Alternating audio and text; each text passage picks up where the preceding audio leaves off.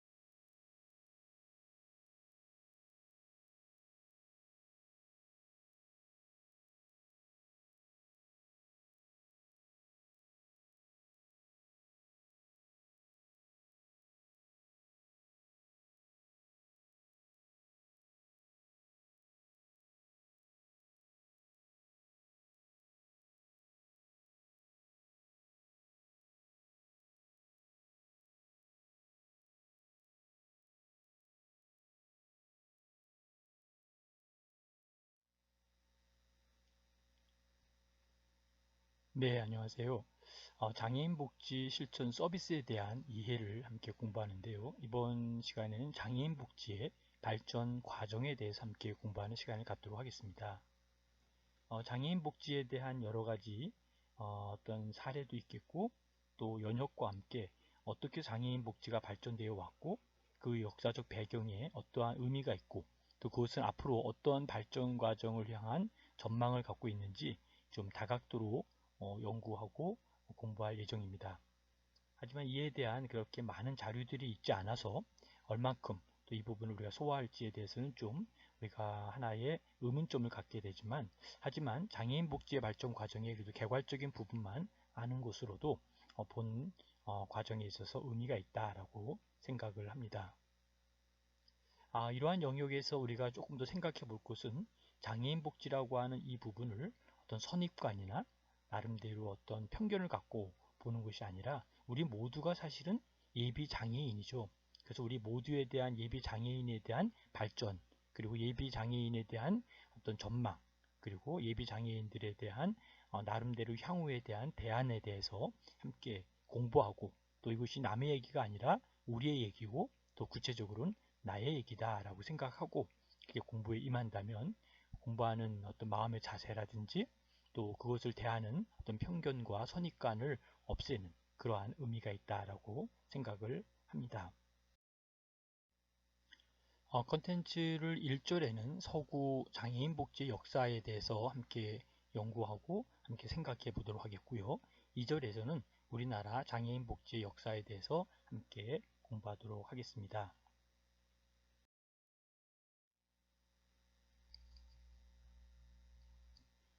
네, 서구 장애인 복지 역사 중에 특히 현대에 대한 역사를 살펴보도록 하겠습니다. 제1기는 1910년에서 1960년대까지로 볼 수 있고요. 이 당시에 경증 장애인은 직업 재활을 시도한 그러한 역사적 자료를 볼 수 있고요. 중증 장애인은 수용시설을 대상으로 의료 재활, 그다음에 심리, 사회교육 재활에 대한 연계를 진행한 것을 볼 수 있습니다. 특별히 영국, 이탈리아, 독일 이곳에서는 신체 장애인 고용법이 제정되었고요. 프랑스는 재활기준법이 진행된 것을 살펴볼 수 있습니다.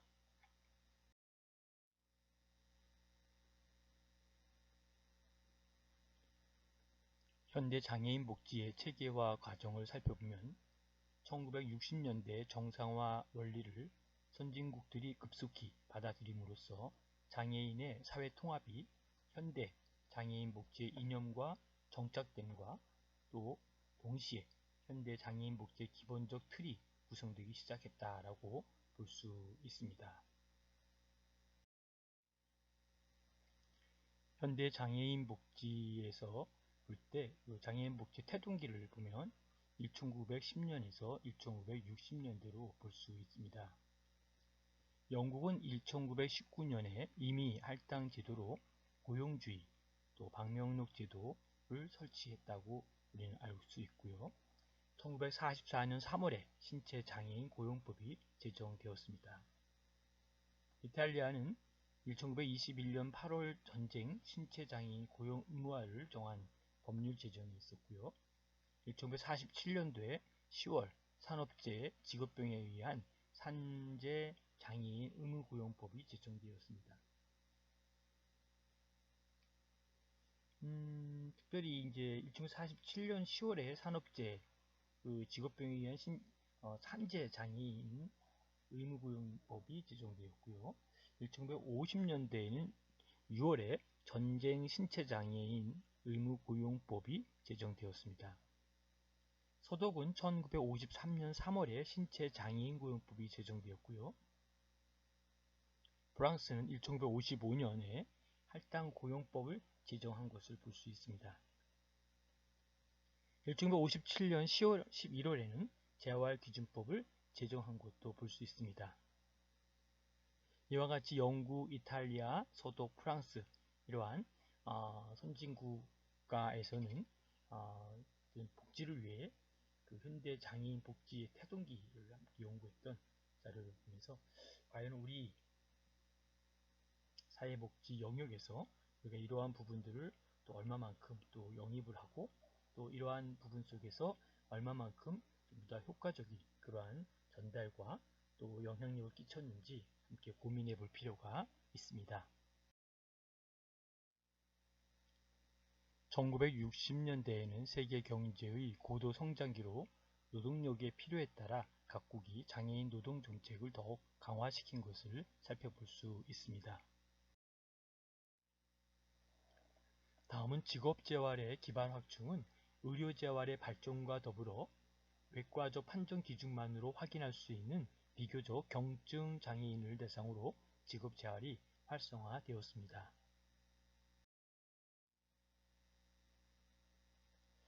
서구 장애인 복지 역사 중 현대, 특별히 제2기에는 1970년대로 볼 수 있는 것이죠. 이 당시에는 1971년 UN 정신지체인 권리 성명을 제정하게 됩니다. 스웨덴은 수용시설의 금지 및 정상화 개념의 도입이 진행됐고요. 영국 등 장애인 관련법 제정을 볼 수 있습니다. 다음은 보스턴 자립생활센터 설립에서 장애인 당사자 주의에 입각해야 된다라고 보고 있습니다.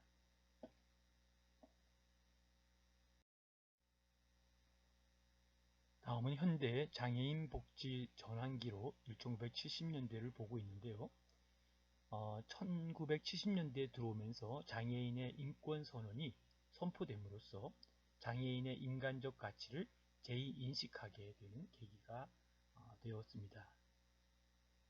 장애인 권리 선언과 정상화 운동 등의 영향을 받아 1970년대부터 장애인 복지 정책은 종래의 수용시설 중심의 복지로부터 지역 중심의 직업 재활이 강화되면서 중증 장애인의 사회 통합을 지향하는 장애인 복지의 형태로 변모를 가져오기 시작하였습니다.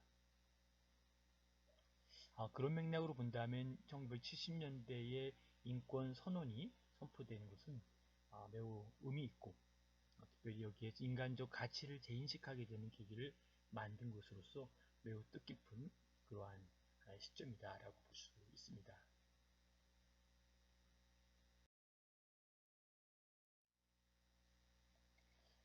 다음은 영국과 스웨덴, 또 캐나다, 뉴질랜드, 서독, 일본 등의 선진국은 도로, 공공시설, 도시계획에 있어서 장애인 생활권의 장벽 제거 정책을 시행하게 된 것을 의미 있게 볼 수 있습니다.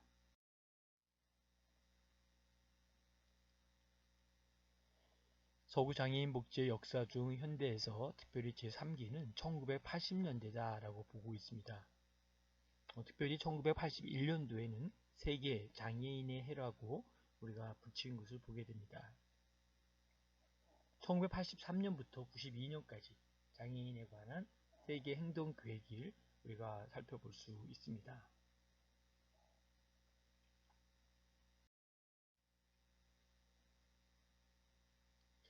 현대 장애인 복지의 발전기는 1980년대부터로 보고 있죠. 특별히 1976년 UN 총회의 결의에 따라서 1981년 이 해를 세계 장애인의 해로 정하고 완전한 참여와 평등을 주제로 하여 세계적으로 운동을 전개하였다라고 하는 것이죠. 이를 계기로 모든 국가에서 특히 많은 개발도상국에서 장애 정책의 지속적인 전기를 마련하게 되었다라고 하는 것이 가장 큰 의미가 있다고 볼 수 있습니다.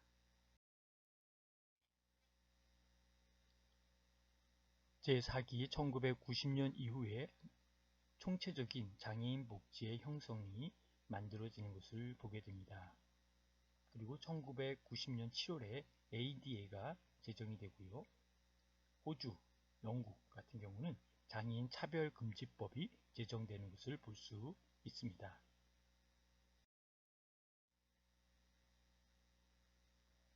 현대 장애인 복지 도약기인 1990년 이후에는 장애 문제 해결은 바로 장애인의 인권 보장을 바탕으로 해야 하며 또 장애인 재활의 궁극적인 목표인 바로 장애인이 어떤 평등하고 또 안전한 사회 참여와 통합을 달성하는 데는 장애인의 재활과 더불어 균등한 기회 부여가 먼저 전제 조건이 되고, 균등한 기회 부여를 가로막는 가장 큰 장애 요인은 사회적, 물리적 장벽이다 라고 볼 수 있는 것이죠.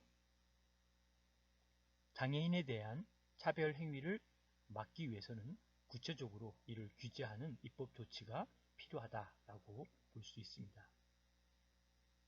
특별히 장애인의 인권 보장을 바탕으로 해야 된다라고 하는 것은 매우 큰 의미가 있고요.